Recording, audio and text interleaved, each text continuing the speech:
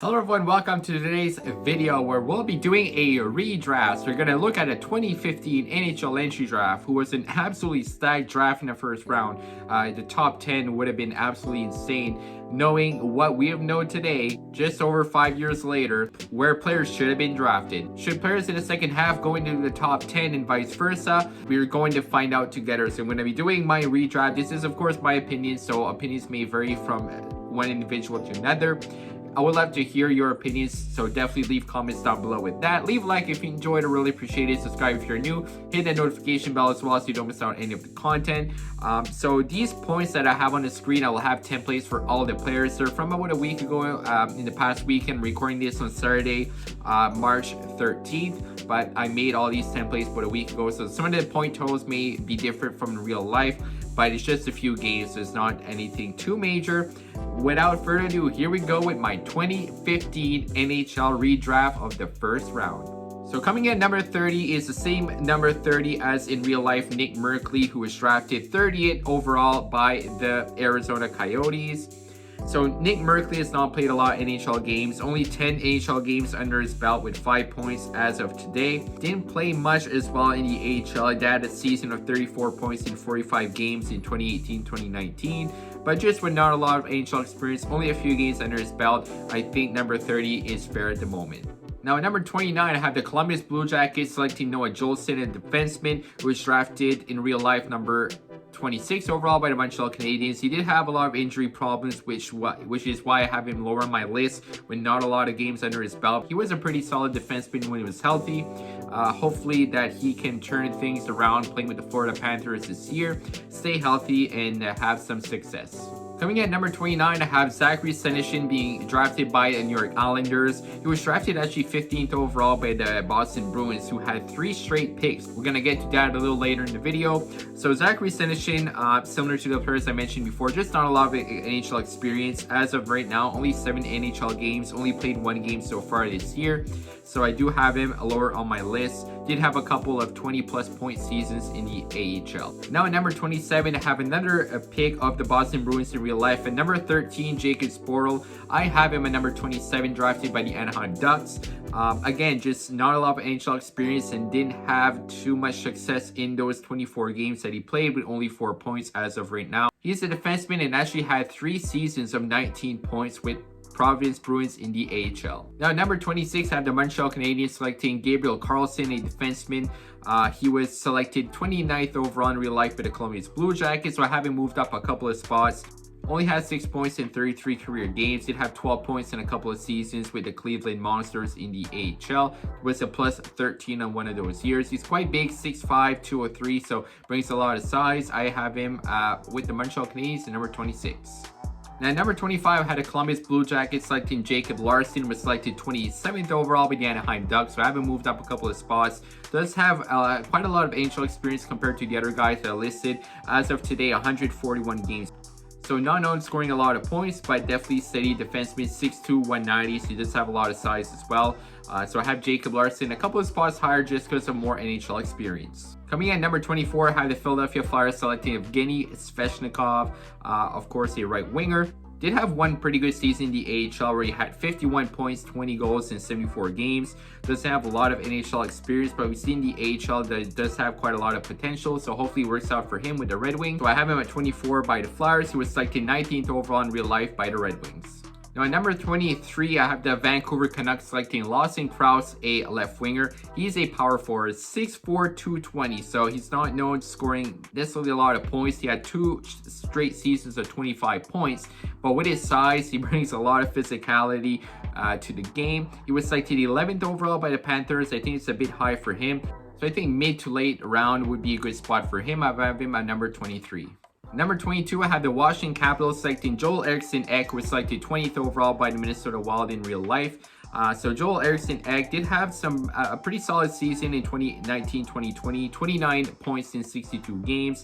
So far, definitely not bad in 2021. As of today, 15 points in 25 games. So Joel Eriksson Ek, he's a centerman. He can produce around 20 to 30 point range. So definitely not bad. So he was selected 20th overall. I have him just a couple of spots higher at 22. So coming in at 21, I have the Ottawa Senators selecting Zack Roslovic, who was selected 25th overall by the Winnipeg Jets. So I have him bumped up 4 spots.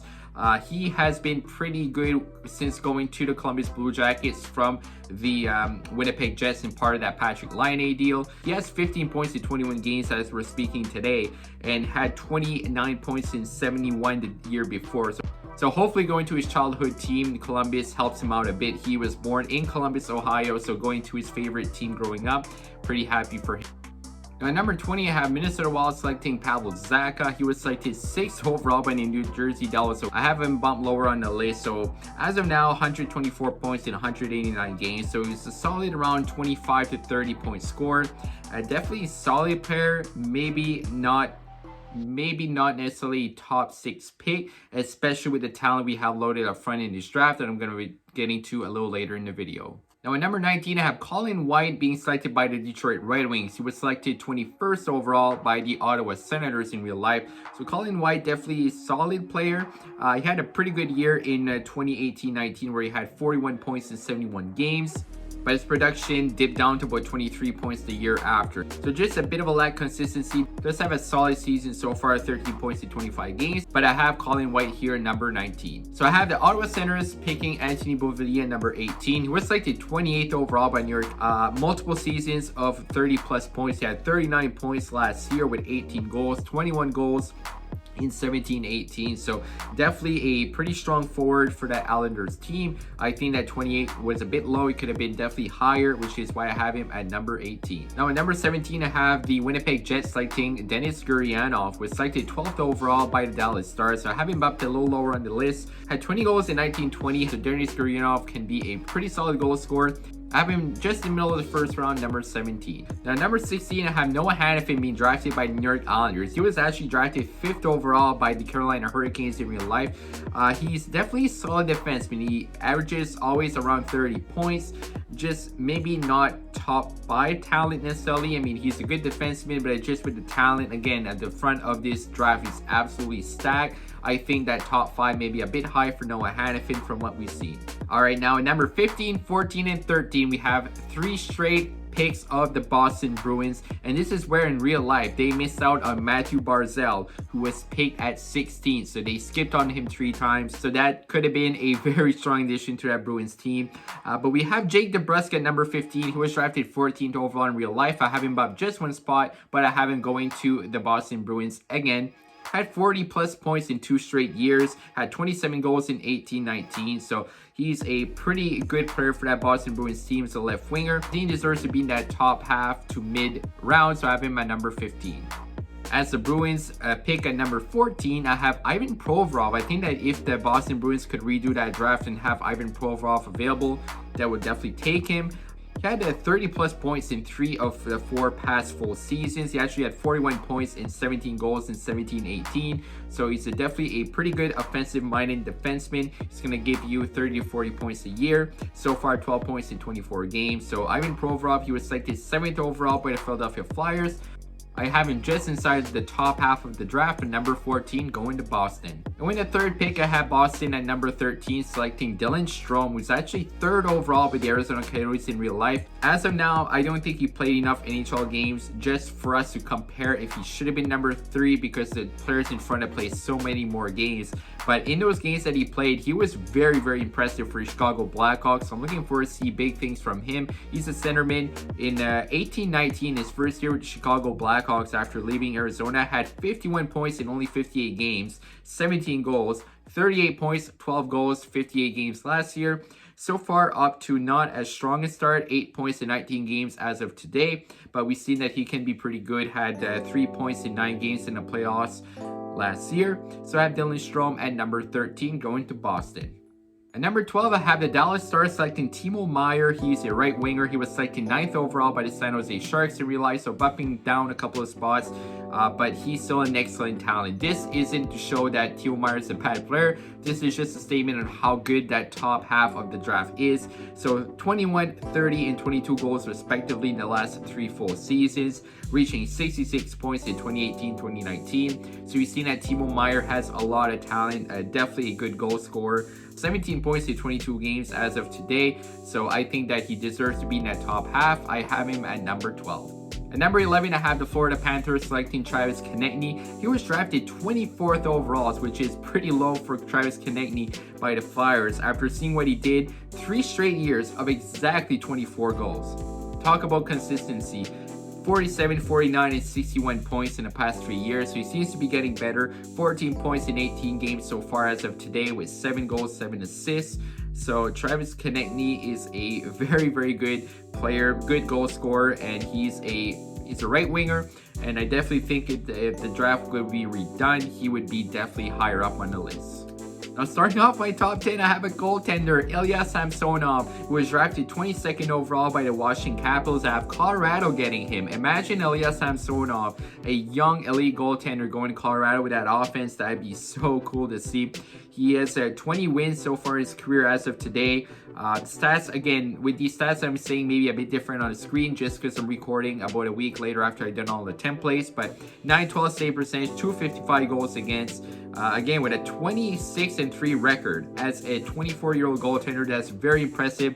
He spent a lot of time in the KHL, 4 years to be exact, which helped him a lot being in that professional league. So I have Ilya Samsonov at number 10 as a goaltender. So at number 9, I had San Jose Sharks picking Brock Boeser, and it might come to a surprise that Brock Boeser was selected all the way 23rd overall by the Vancouver Canucks. So that is a late first round steal for sure. 29 goals in 17-18, then 26 and 16. So definitely dropped off a bit, but with less games played, obviously only 57 games last year. He's in the high 20 range for goals every year, around 50 points. So far, 29 points in 30 games with 14 goals, having an excellent season.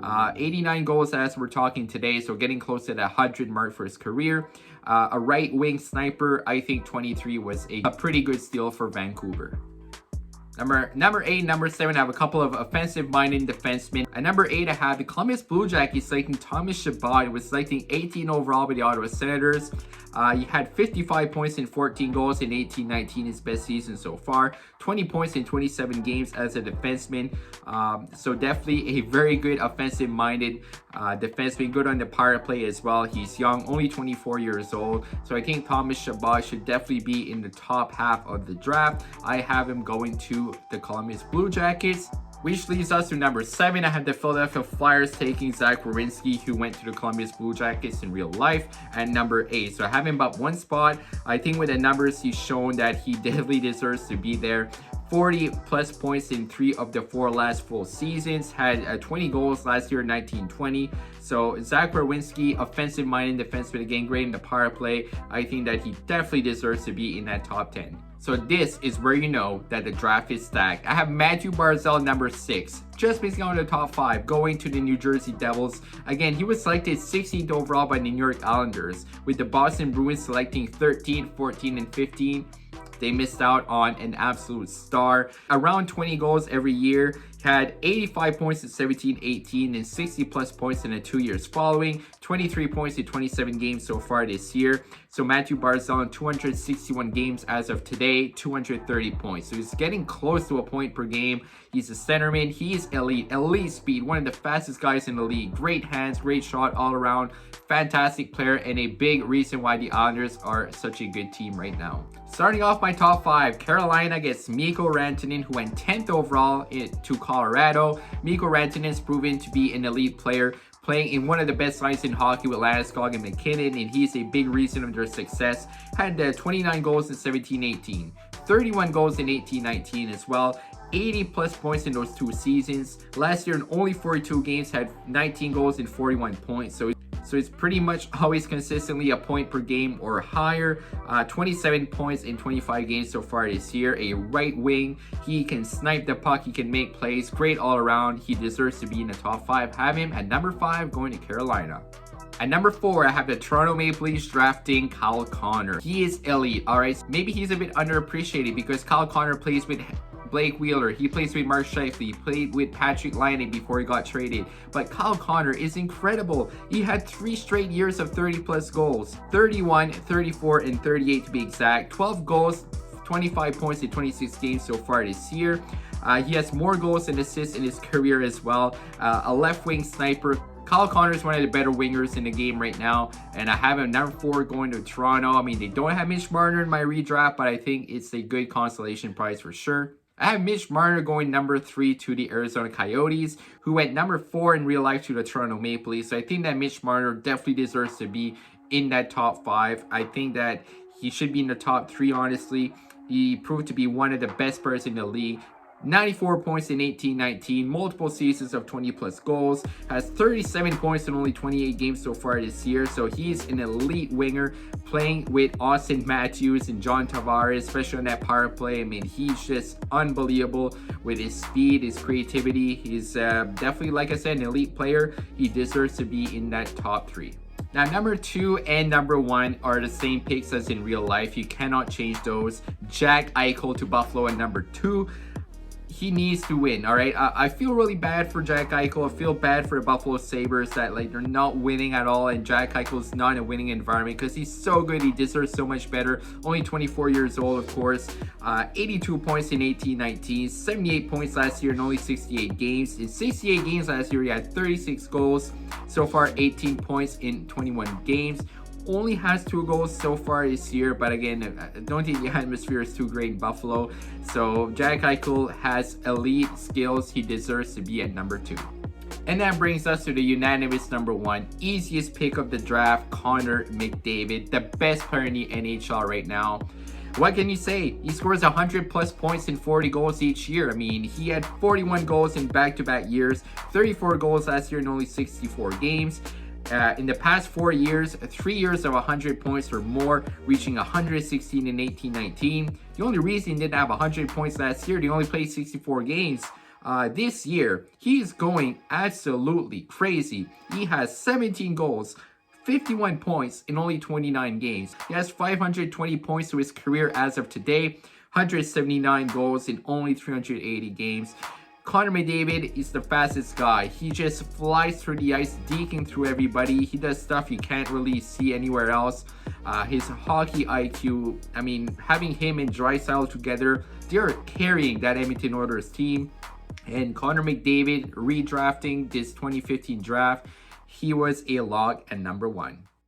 So hopefully you guys enjoyed this video. Definitely leave your opinions down below. I'd love to see what would be your redraft. If you agree, if you disagree, love to hear your comments below. So I'd love to hear your opinions. Thank you for watching, and as always, have a great day.